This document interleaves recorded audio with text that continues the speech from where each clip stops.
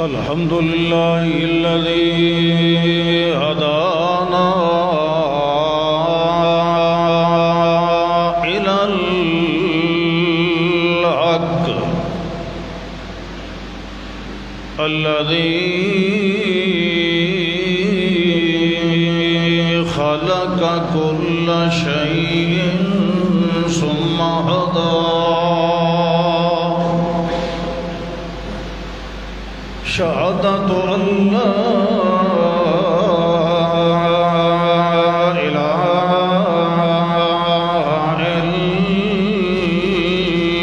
إلا الله وحده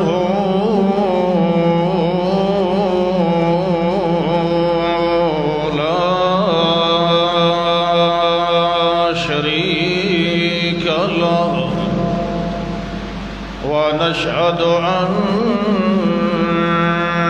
محمدًا عبده ورسوله أما بعد فأعوذ بالله من الشيطان الرجيم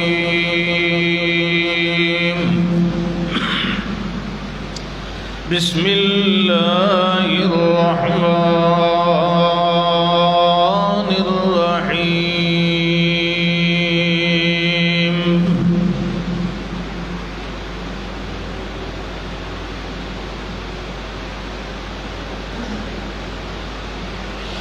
يا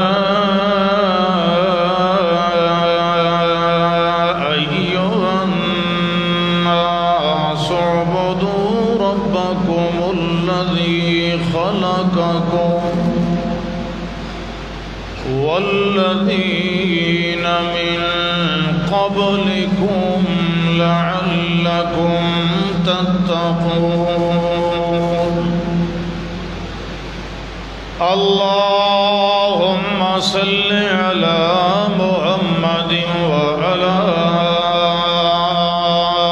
آل محمد كما صليت على إبراهيم وعلى آل إبراهيم إنك حميد مجيد اللهم بارك على محمد وعلى آل محمد كما باركت على إبراهيم وعلى آل إبراهيم إنك حميد مجيد اللہ نے انسان پر جتنی بھی عبادات فرض ٹھہرائی ہیں ان میں سے اہم ترین، نمایاں ترین، مشہور ترین 3 قسم کی عبادتیں ہیں۔ کئی بار آپ سن چکے ہیں کہ ایک ہے مال والی عبادت، ایک ہے جان والی عبادت، اور ایک ہے زبان والی عبادت۔ زبان کے ساتھ اللہ کی بندگی، اللہ کی تعریف، اللہ کی حمد و ثنا کرنا، اور اپنے مال کے ساتھ بھی اللہ کی بندگی کرنا، یعنی اپنے مال کے ذریعے اللہ کی رضا اور اللہ کی خوشنودی طلب کرنا، اپنا مال خرچ کر کے۔ اور تیسری عبادت ہے اپنی جان خرچ کر کے اللہ کی بندگی کرنا اور اللہ کی خوشنودی حاصل کرنا۔ یہ جو عبادت ہے جان کے ذریعے بندگی کرنا، ایک تو یہ ہے کہ اللہ کو سجدہ کرنا، اللہ کے سامنے ہاتھ باندھ کے کھڑا ہونا، رکوع کرنا، قومہ کرنا، تحیہ کرنا، یعنی نماز پڑھنا، عبادت کرنا، روزہ رکھنا، حج کرنا، یہ بدن کے ساتھ بدنی عبادتیں۔ لیکن یہ عبادت ہے۔ پھر عبادت جب اس حد سے آگے ترقی کرتی ہے، ایک تو ہے اپنی جان کو جھکا دینا، جان کو حرکت دینا، اپنے جسم کے ذریعے بندگی کرنا۔ اس عبادت سے اگلا درجہ ہے اپنے جان اور جسم کے ذریعے جو درجہ حاصل کیا جاتا ہے اس کا نام عبادت سے بڑھ کر شہادت ہو جاتا ہے۔ سبحان اللہ۔ جان اور بدن کے ذریعے صرف جھکنا، طواف کرنا، سجدہ کرنا، رکوع کرنا، دوڑنا، سعی کرنا، طواف کرنا، یہ عبادت ہے۔ اور اللہ کی راہ میں اپنی جان قربان کر دینا یہ شہادت ہے۔ یہ عام عبادت سے بڑی عبادت ہوتی ہے، یہ آخری ہوتی ہے شہادت۔ شہادت کا لفظی معنی ہے گواہی دینا، لیکن یہ وہ شہادت ہے جس میں حق کی گواہی دی جاتی ہے، سچ کی گواہی دی جاتی ہے، اللہ کی رضا اور خوشنودی یہ حق کے ذریعے حاصل ہوتی ہے۔ لہذا ایسی شہادت، ایسی گواہی جس کو ہم عبادت سے بڑھ کر سمجھتے ہیں، یعنی شہادت عام طور پر کہتے ہیں، یہ وہ گواہی ہے جو حق کے حق میں دی جاتی ہے، حق کے لیے دی جاتی ہے، حق کی سربلندی کے لیے دی جاتی ہے۔ ویسے تو گواہی جو زبان سے دی جاتی ہے وہ زبان کی عبادت ہے، یہ میں پہلے بتا چکا ہوں۔ آدمی زبان سے کہتا ہے اشہد اللہ الہ الا اللہ، یہ بھی گواہی ہے، میں گواہی دیتا ہوں کہ اللہ کے سوا کوئی حاجت روا مشکل کشا نہیں، اور میں گواہی دیتا ہوں ان محمدن عبدہ و رسولہ، کہ محمد صلی اللہ علیہ وسلم اللہ کے بندے اور اس کے رسول ہیں۔ تو یہ بھی شہادت ہے، یہ گواہی ہے، لیکن یہ زبان کی عبادت ہے، یہ زبانی عبادت ہے۔ یہ شہادت کی میں بات کر رہا ہوں وہ ہے جان قربان کر کے گواہی دینا کہ واقعی جس کام کے لیے میں نے جان کی قربانی دی ہے یہ کام حق ہے، یہ سچ ہے۔ اس شہادت دینے والے کو شہید کہتے ہیں، اور زبان کی شہادت اور گواہی دینے والے کو شاہد کہتے ہیں۔ یہ فرق ہے تھوڑا سا، اس کو شاہد کہتے ہیں، ہے وہ بھی گواہی لیکن وہ زبانی گواہی۔ یہ اس کے بعد تو پھر جسم و جان شہید۔ اس قسم کی شہادت دینے والوں کا اللہ نے قرآن مقدس میں اور رسول انور صلی اللہ علیہ وسلم نے اپنے فرامین، ارشادات اور تعلیمات میں بہت بڑا درجہ اور رتبہ بیان فرمایا ہے، جو یہ آخری گواہی دیتا ہے، اپنی جسم و جان کے ساتھ شہادت پیش کرتا ہے۔ دین اسلام کو اگر کبھی ضرورت پڑ جائے اس وقت اپنی جان دے دینا دین حق کے لیے، حق کی سربلندی کے لیے۔ آپ کو پتہ ہے جنگ احد میں حضرت حمزہ رضی اللہ تعالی عنہ نے کیسی شاندار گواہی پیش کی تھی، کیسی شہادت، کہ جس شہادت پر رسول انور صلی اللہ علیہ وسلم نے ایک روایت کے مطابق فرمایا تھا میں قریشیوں کے 70 سردار قتل کروں گا اس اپنے چچا کے بدلے۔ کتنے بندے؟ لَأَقْتُلَنَّ 70 مِنْ صَنَادِيدِ قُرَيْشٍ، 70۔ لیکن اللہ نے فرمایا نفس ایک کا بدلہ ایک ہوتا ہے، 70 نہیں ہوتا۔ شہادت دے دینا، اپنی جان کی قربانی پیش کر دینا، یہ اسی مہینے کی یکم میں حضرت عمر رضی اللہ تعالی عنہ کی شہادت کا واقعہ بھی پیش آیا۔ تو اسلام میں شہادتیں بہت ساری ہیں، اور شہادتوں سے ہی اسلام کا پرچم بلند ہوتا ہے، جان دینے سے، کیونکہ یہ آخری گواہی ہوتی۔ اور اللہ نے قرآن مقدس میں ان مومنین کی بڑی شاندار الفاظ میں تعریف، بلکہ کہنا چاہیے مدح سرائی فرمائی ہے، جو اللہ کے راستے میں اپنی جانیں دے کر شہادت پیش کرتے ہیں اور حق کی گواہی دیتے ہیں۔ ارشاد فرمایا ان اللہ اشتری من المؤمنین، اللہ نے خرید لیے ہیں، مول لے لے، کوئی شے جب لی جاتی ہے تو بدلے میں کوئی چیز دی جاتی ہے نا، اسی کو کہتے ہیں نا خرید و فروخت، مول لے لینا۔ ان اللہ اشتری من المؤمنین انفسهم واموالهم بان لهم الجنہ، اللہ فرماتے ہیں بے شک اللہ تعالیٰ نے خرید لیے ہیں مومنوں سے ان کے مال، ان کی جانیں، بِأَنَّ لَهُمُ الْجَنَّةَ، اس بدلے میں کہ جب جان کی ضرورت آئے جان تم دے دینا، جنت کی ٹکٹیں مجھ سے آج ہی لے لو۔ جان دینا ہے جب دینا ہے، مال دینا ہے جب دینا ہے، جنت کا وعدہ ابھی سے لے لو۔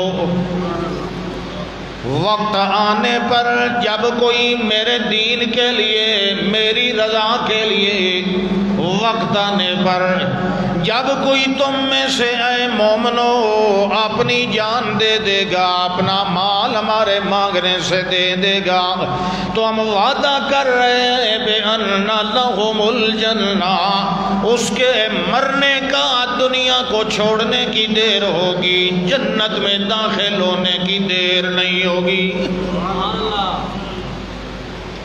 اللہ اپنے وعدوں میں تاخیر نہیں کرتا، اجن وسانیہ ڈھیل مٹ، اللہ ڈھیل مٹ نہیں کرتا، تاخیر نہیں کرتا، وہ فوراً پورا کرتا ہے۔ اللہ کہتے ہیں یقاتلون فی سبیل اللہ فیقتلون ویقتلون، یہ جو مومنین کرام ہیں یہ اللہ کی راہ میں لڑتے رہتے ہیں، یقاتلون فی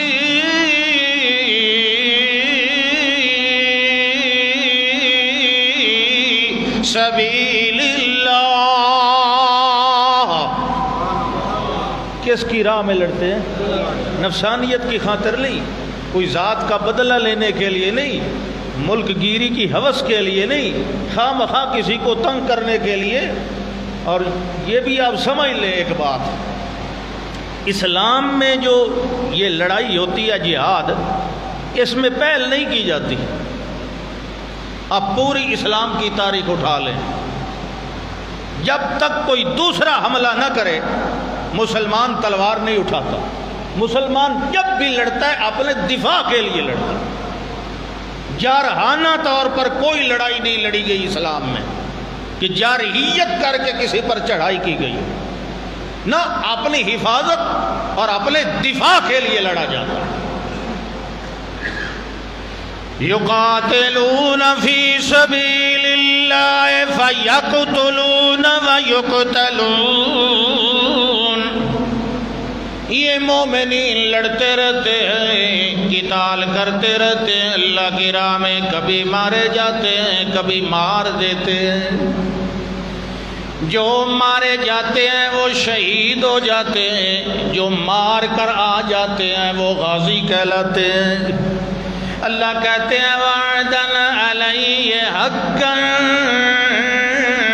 فی التوراۃ والانجیل والقرآن.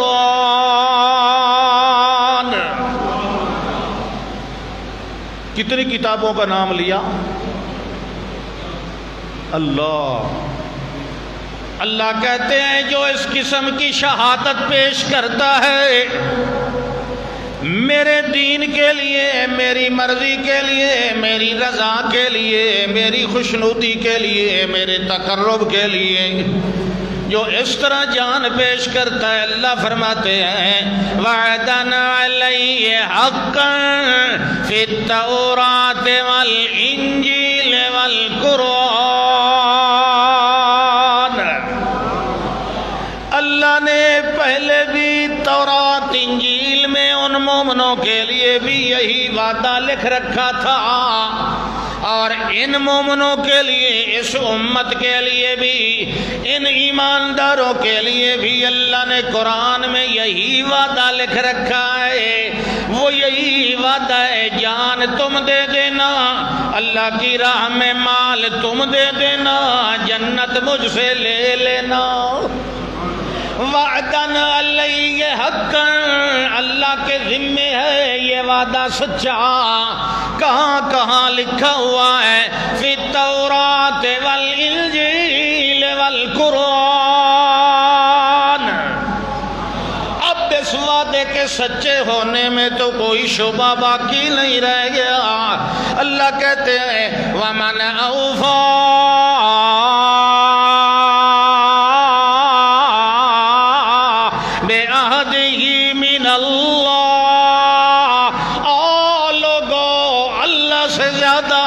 اپنے وعدے کو پورا کرنے والا اور کون ہو سکتا ہے؟ اور کوئی ہے اللہ سے زیادہ وعدہ وفا کرنے والا؟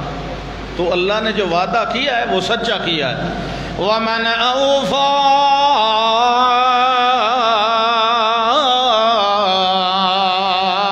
بِعَهْدِهِ مِنَ اللہ سے زیادہ وعدے کو سچا وفاداری کے ساتھ نبھانے والا اور کوئی نہیں. لہذا اللہ کہہ رہے ہیں فَاسْتَبْشِرُوا بِبَيْعِكُمُ الَّذِي بَایَعْتُمْ بِهِ. خوش ہو جاؤ مومنو اس سودے کے ذریعے جو سودا اور بیع یعنی خرید و فروخت تم نے اللہ سے کر لیا ہے. جو اللہ سے سودا تم نے کر لیا، اللہ سے جو وعدہ کر لیا، اللہ جب تو جان مانگے گا ہم جان دے دیں گے، جب مال مانگے گا ہم مال دے دیں گے، تو ہمیں جنت دے دینا. اللہ نے یہ تم سے وعدہ کر لیا ہے. تو جس بندے نے اللہ کا یہ وعدہ قبول کر لیا ہے، اللہ کے ساتھ یہ معاہدہ کر لیا ہے، اللہ کے ساتھ یہ پیمان اور عہد کر لیا ہے، اللہ کہہ رہے ہیں فَاسْتَبْشِرُوا بِبَيْعِكُمُ الَّذِي بَایَعْتُمْ بِهِ. یہ جو وعدہ تم نے اللہ سے کر لیا ہے، اس وعدے کے ذریعے اپنے آپ کو پریشان کرنے کی ضرورت نہیں، مغموم ہونے کی ضرورت نہیں کہ ہم نے تو کوئی شاید گھاٹے کا سودا کر لیا ہے. اللہ کہتے ہیں نہیں نہیں، یہ گھاٹے کا سودا نہیں، میرے نفع کا سودا ہے. او مومنو تم میں سودے کے ذریعے ایک دوسرے کو مبارک دیا کرو کہ اچھا ہے اللہ نے ہمارا مال، ہماری جان قبول کر لیا. مومن کی اللہ قبول کرتا ہے نا، سبحان اللہ. تو جان ضروری نہیں کہ اللہ جان لے، بندہ نیت تو رکھے نا، نیت تو نہیں چاہیے اور ارادہ بھی پکا ہونا چاہیے. بعض اوقات یوں ہوتا ہے اللہ کی مرضی جان لینے کی نہیں ہوتی، بظاہر شکل و صورت ایسی بن جاتی ہے کہ اب اللہ جان لے رہا ہے، لینا چاہتا ہے، لیکن ہوتا یہ ہے کہ اللہ لیتا نہیں ہے. آپ کو پتہ ہے ابراہیم علیہ السلام جب پنگوڑے میں بیٹھے تھے تو اب صورتحال کیا تھی کہ اللہ جان لے رہا ہے اور میں جان دے رہا ہوں، لیکن اللہ نے جان لی نہیں ہے، جان لیے بغیر اللہ نے آپ کو خلیل کا رتبہ عطا فرما دیا۔ اور پھر دیکھیں آپ کا صاحبزادہ حضرت اسماعیل علیہ السلام، خواب میں اللہ دکھا رہا ہے کہ اس کو آپ ذبح کر رہے ہیں، چھری بھی ہاتھ میں لے لیتے ہیں، بچے اپنے بیٹے کو لٹا بھی دیتے ہیں، تو ساری صورتحال یہی ہے کہ اللہ جان لینا چاہتا ہے اور یہ ذبح کرنے والا ذبح کر رہا ہے اور یہ ذبح ہونے والا ذبح ہونا چاہتا ہے، مگر اللہ نے یہ جان لی نہیں ہے، جان لیے بغیر اسماعیل کو ذبیح اللہ کا لقب دے دیا ہے کہ نہیں؟ ضروری نہیں، اللہ کہتا ہے وعدہ تو کر لو، وعدہ کرنا تو مشکل کوئی نہیں نا، وعدہ کر لو، وعدہ تو اللہ کہتے ہیں صرف اس وعدے پر اگر تم سچی نیت سے وعدہ کرو گے، اس وعدے پر ہی ہم تمہیں جنت دے دیں گے، وعدے پر ہی جنت دے دیں گے، اگرچہ اس وعدے کو پورا کرنے کا کوئی موقع اللہ نہ بنائے، تمہاری جان نہ لے، تمہارے وعدے اور صدق کے دل کی وجہ سے اللہ تمہیں جنت عطا کر دے۔ اور جو جان دے دیتا ہے، سبحان اللہ، یہ تو صرف وعدے پر اتنا ہے انعام، اور جو جان دے دیتا ہے اس کے لیے اللہ نے کتنا انعام رکھا ہے۔ وَلَا تَحْسَبَنَّ الَّذِينَ قُتِلُوا فِي سَبِيلِ اللَّهِ أَمْوَاتًا، اللہ کہتے ہیں نہ گمان کرنا ان لوگوں کو جو مار دیے گئے، شہید کر دیے گئے اللہ کی راہ میں، ان کو نہ گمان کرنا عام مردے، وہ عام مردے نہیں ہیں، اللہ کہتے ہیں بل احیاء،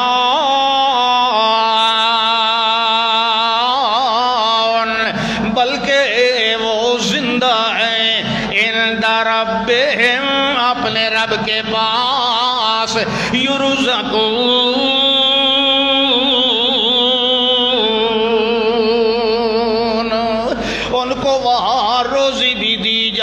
ہے۔ اور کیا ہوتا ہے؟ اللہ کہتے ہیں وَفَرِحِينَ بِمَا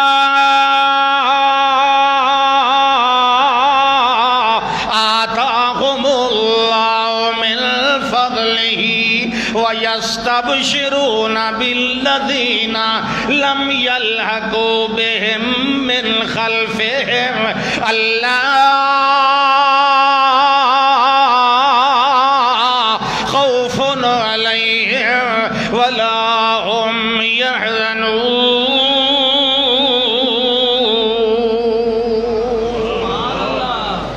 سورہ آل عمران ہے۔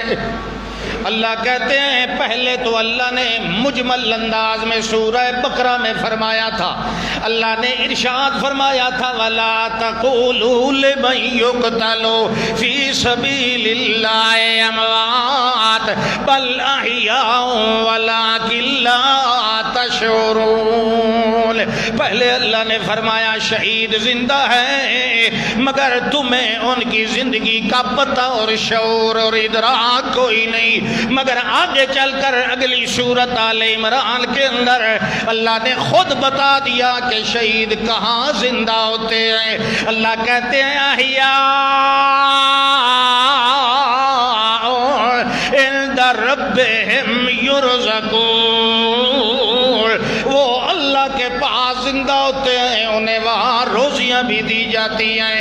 پھر فرحین بما آتاہم اللہ من فضلہ، اللہ نے جو ان کے اور انعامات جنت الفردوس کے اندر جو دیے ہوتے ہیں، فرحین، وہ اللہ کے فضل اور انعامات کی وجہ سے خوش بھی ہوتے رہتے ہیں۔ وَيَسْتَبْشِرُونَ بِالَّذِينَ لَمْ يَلْحَقُوا بِهِمْ مِنْ خَلْفِهِمْ، اور جو پیچھے ابھی دنیا میں غازی موجود ہیں، جو شہید ہو کر ان کے ساتھ آ کر ابھی تک ملے نہیں، ان کے بارے بھی ایک دوسرے کو خوشخبریاں دیتے ہیں کہ وہ بھی گھاٹے کا سودا نہیں کر رہے ہیں، جس طرح ہم جنت میں آئے ہیں بالآخر وہ بھی ادھر آ جائیں گے۔ یستبشرون، ایک دوسرے کو مبارکیں دیتے ہیں، خیر ہے یہ تو بڑی اچھی جگہ ہے، وہ جو لڑ رہے ہیں نا اللہ کے لیے ان کے لیے بھی تو یہی مقام ہوگا، لہذا یستبشرون ایک دوسرے کو مبارکیں دیتے ہیں کہ ہم نے اچھا سودا کیا۔ مسلم شریف اس میں حدیث ہے، حضرت عبداللہ ابن مسعود رضی اللہ تعالی عنہ کے شاگرد ہیں تابعی حضرت مسروق رحمت اللہ تعالی تابعی ہیں۔ وہ کہتے ہیں کہ ہم نے پوچھا حضرت سے، حضرت عبداللہ ابن مسعود رضی اللہ تعالی عنہ سے،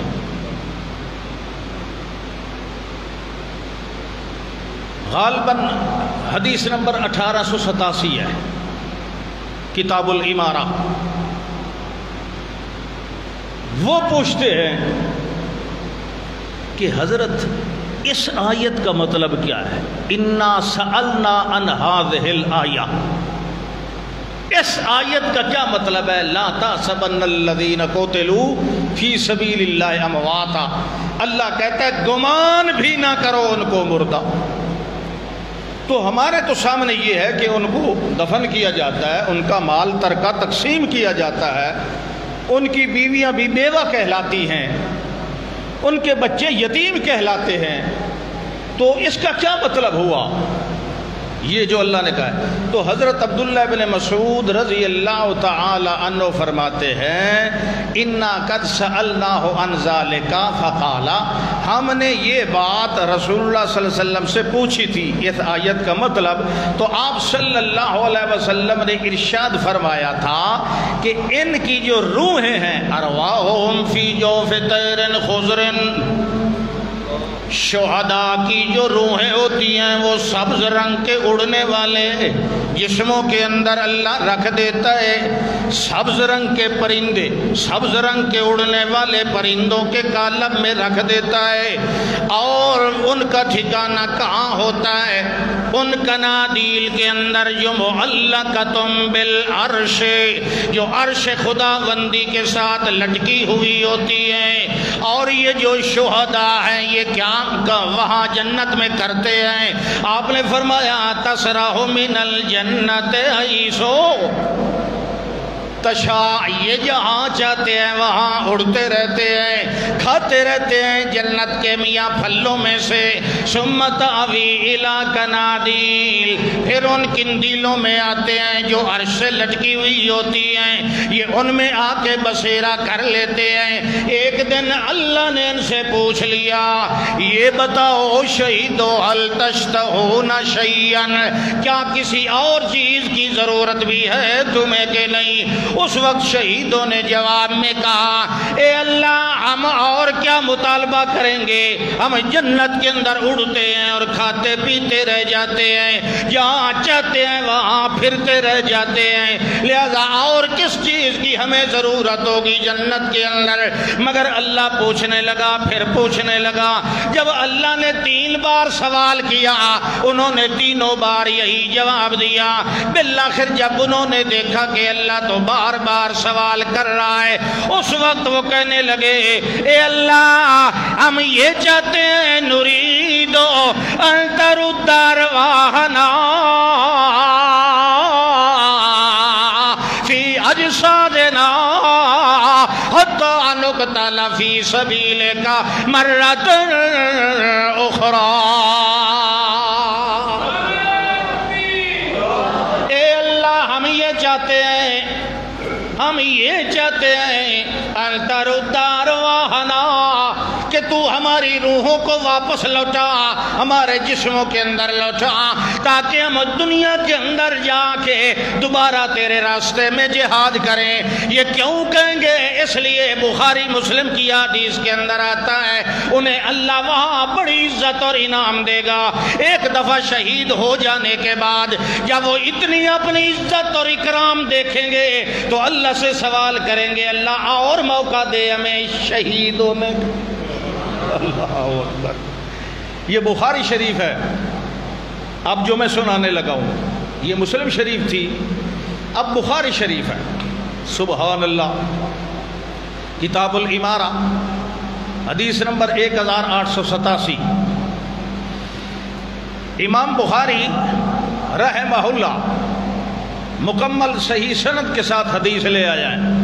حدثنا محمد بن بشار قال حدثنا غندر قال حدثنا شعبۃ قال سمعت قتادہ قال سمعت انس بن مالک رضی اللہ تعالی عنہ عن النبی صلی اللہ علیہ وسلم. اس سند کے ساتھ وہ فرماتے ہیں کہ رسول انور صلی اللہ علیہ وسلم نے کیا ارشاد فرمایا؟ ما احد يدخل الجنۃ، کوئی بندہ جو جنت میں داخل ہو جائے، توجہ ہے، جب کوئی بندہ جنت میں داخل ہو جائے، ما احد يدخل الجنۃ يحب ان يرجع الى الدنيا وله ما على الارض من شيء الا الشهيد. نبی مکرم صلی اللہ علیہ وسلم نے ارشاد فرمایا، جب بھی کوئی جنت میں داخل ہو جاتا ہے تو وہ بندہ قطعاً دنیا میں واپس نہیں آنا چاہتا. کوئی بندہ جنت میں جا کر واپس نہیں، خواہ آپ نے فرمایا خواہ وَلَهُ مَا عَلَى الْأَرْضِ مِنْ شَيْءٍ، چاہے دنیا کا سارا روئے زمین بھر کر اسے سارا دے دیا جائے خزانہ، پھر بھی وہ کہے گا میں جنت چھوڑ کے جانا نہیں چاہتا ہوں. الا الشہید، سوائے شہید کے، سوائے کوئی بھی جنتی واپس آنے کی تمنا شہید کرتا ہے. کیوں؟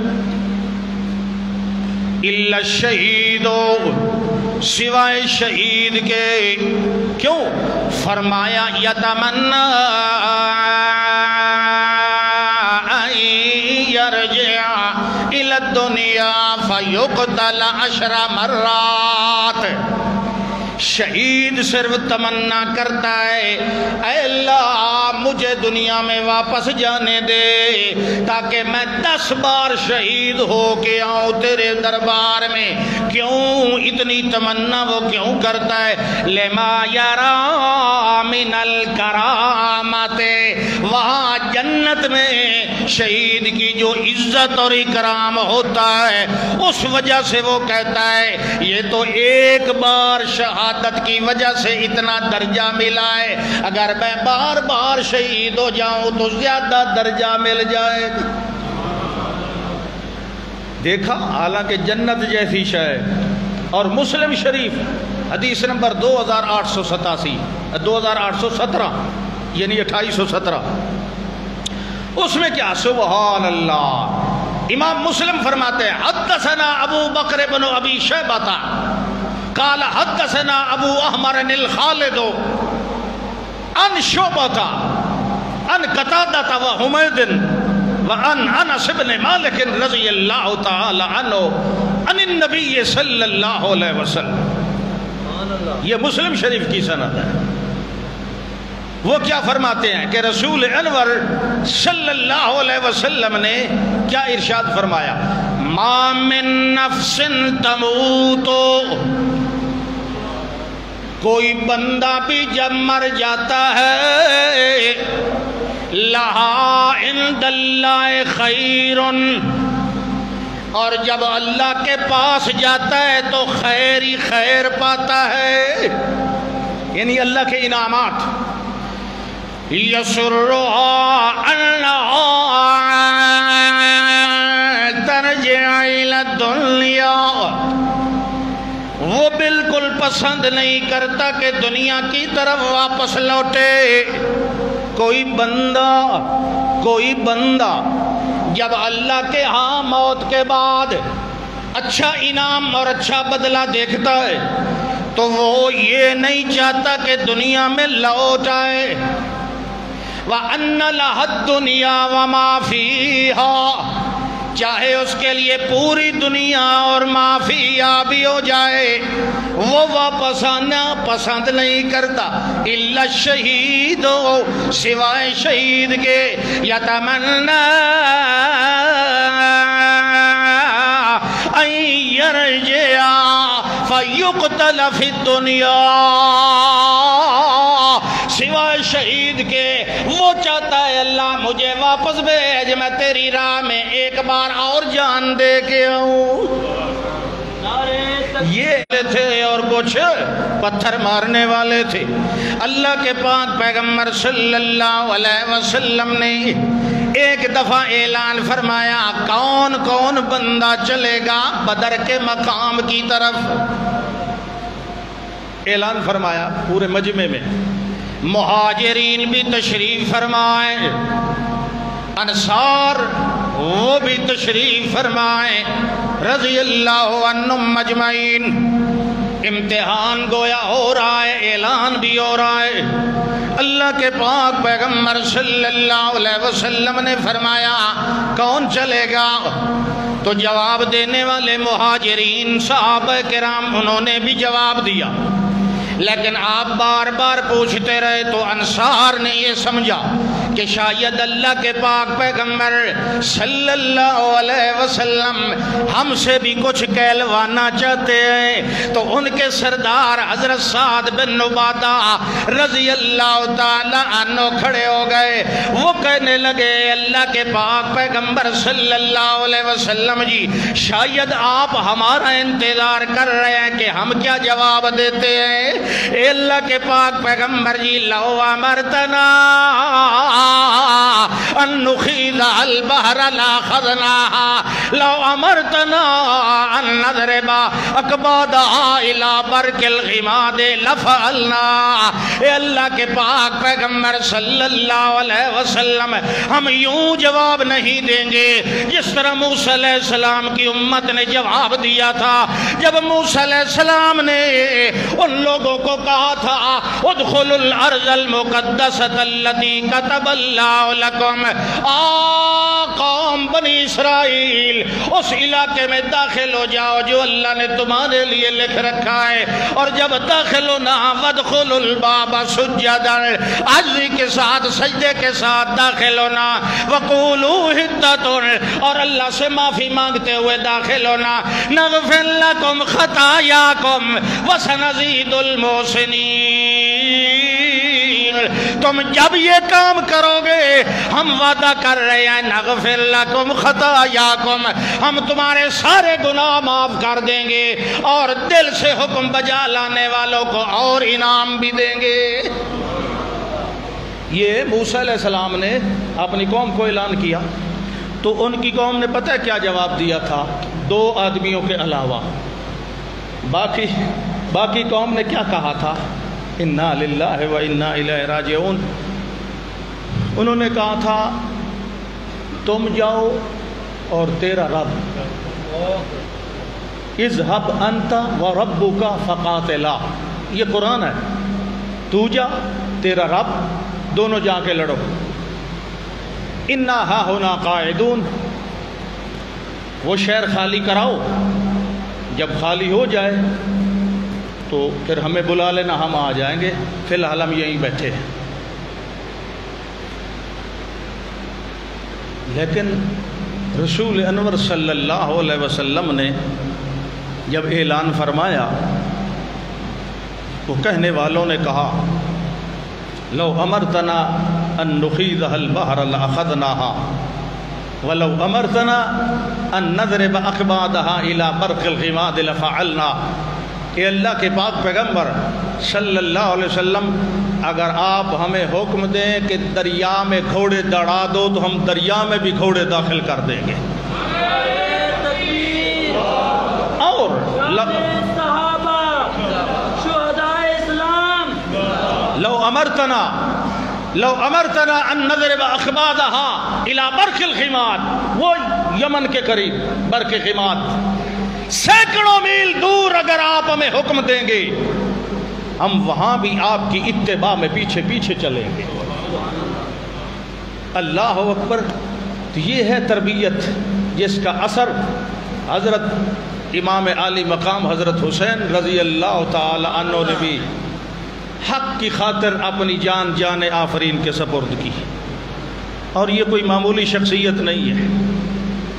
آپ کو پتہ ہے حضرت حسین رضی اللہ تعالی عنہ، ان کے بارے میں رسول اکرم صلی اللہ علیہ وسلم فرمایا کرتے تھے ہما ریحانۃ من الدنیا، یہ جو دونوں ہیں یہ میری خوشبوئیں ہیں، میری خوشبوئیں ہیں. اور عملی طور پر بھی ترمذی کی حدیث ہے، حضرت انس رضی اللہ تعالیٰ عنہ راوی ہیں، اللہ کے پاک پیغمبر کان یدعو الحسن والحسین، اللہ کے پاک پیغمبر اپنے دونوں نواسوں کو بلایا کرتے تھے. جب وہ قریب آ جاتے فیشمہما ویضمہما الیہ، ان کو اٹھا کر اپنے سینے سے لگا کر ان کو سونگھتے تھے جس طرح خوشبو لی جاتی ہے. ریحانۃ من الدنیا. ایک دفعہ یمنی چادر اوڑھ کر باہر نکلے اور ایک صحابی ہے رضی اللہ تعالیٰ عنہ، وہ پوچھنے لگے یا رسول اللہ صلی اللہ علیہ وسلم، آج آپ کچھ جسمانی طور پر ذرا کو بھاری نظر آ رہے ہیں. آپ نے فرمایا نہیں. چادر کا پلو ہٹایا، ایک طرف حسین تھا دوسری طرف حسن تھا رضی اللہ تعالیٰ، اور فرمایا یہ جو ہیں سیدہ شباب اہل الجنہ، جنت کے نوجوانوں کے سردار ہیں. اور ایک روایت میں آتا ہے کہ رسول انور صلی اللہ علیہ وسلم نے ایک دفعہ دیکھا کہ اس طرح کو عرب میں جو بٹن ہوتے تھے یا جو بھی رواج تھا وہ ذرا گلے والا تنگ تھا، تو نبی کریم صلی اللہ علیہ وسلم نے حضرت حسین کا وہ جب کھولا تو یہاں بند کرنے سے تھوڑا سا نشان نظر آیا. تو آپ گھر تشریف لے گئے اور اپنی پیاری دختر سیدہ فاطمہ رضی اللہ تعالی عنہا سے فرمایا یہ گلا اتنا جو ہے تنگ کر کے بد نہ کیا کرو، اگر کوئی میرا دل دیکھ سکتا ہوتا تو جو نشان حسین کی گردن پہ پڑا ہے وہ میرے دل پہ بھی پڑ گیا ہے. تو پتہ ہے یہ کتنی مقدس ہستیاں ہیں جنہوں نے حق کے لیے. ایک تو مسئلہ یہ ہے آپ کے جمعے کا ٹائم بھی 40 منٹ ہوتا ہے، آدھا گھنٹہ ہوتا ہے، ورنہ میرا ارادہ تھا کہ یہ فضائل اور بھی بیان کیے جاتے اور اہل بیت کا کچھ اور مقام بھی بیان. چلو وہ اگلے جمعے انشاءاللہ کر دیں گے کیونکہ 1:06 ہو گئے. آخر دعوانا ان الحمدللہ.